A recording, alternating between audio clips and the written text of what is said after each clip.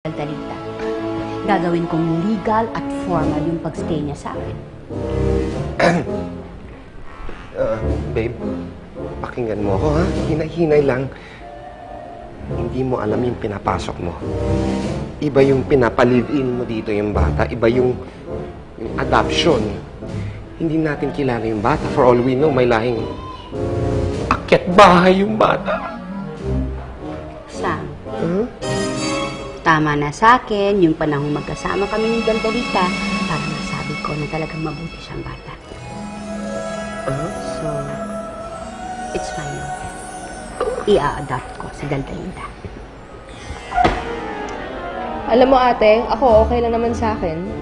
Since napalapit na rin yung loob ko dun sa bata. Pero, kailangan mo pa rin magpaalam kay Kuya Mateo. Sasabihin ko naman sa kanya eh.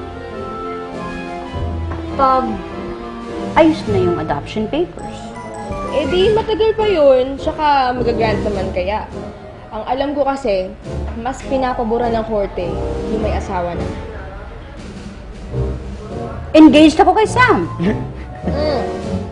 Kahit na, pag pumirma ka ng adoption papers, ang isusulat mo doon, single ka.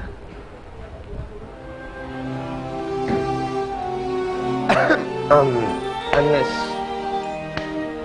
nga na paagahin natin yung wedding para mapabilis yung adoption rituals ba, di ba?